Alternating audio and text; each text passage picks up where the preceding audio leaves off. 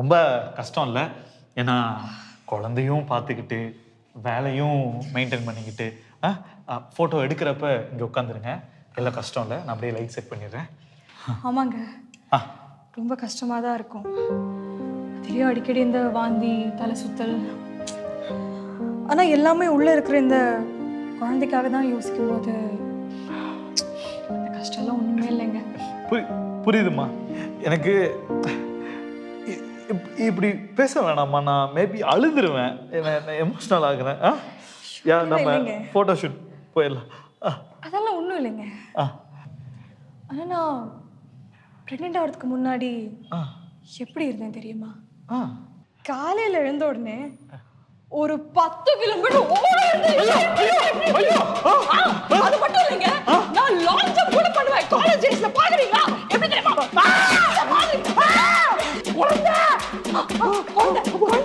குழந்தை இருக்கும்போது நான் சூப்பரா ஃபுட்பால் எல்லாம் ஆடுவேன். நான் இப்படி தூக்கி வச்சு ஒரு கோல் அடிச்சு வச்சுக்கோ.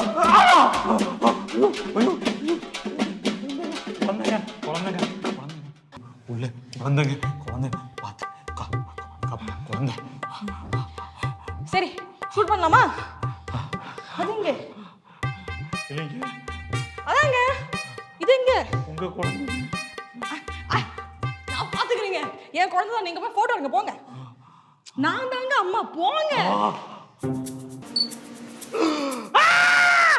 என்னடா பண்றீங்க? அட வாங்க போட்டோ எடுங்க.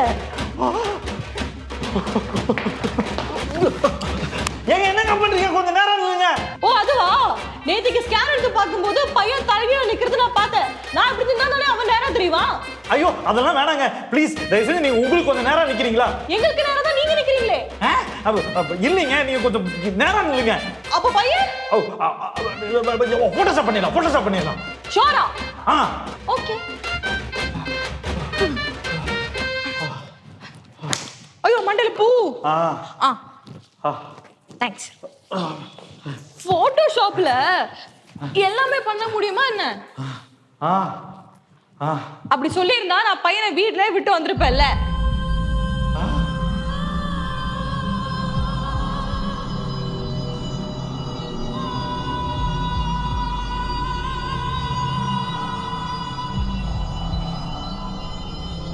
சும்மா சொன்னேன். எப்படி வயித்துல இருக்கிற பையனை வீட்லயே விட்டு வர முடியும்?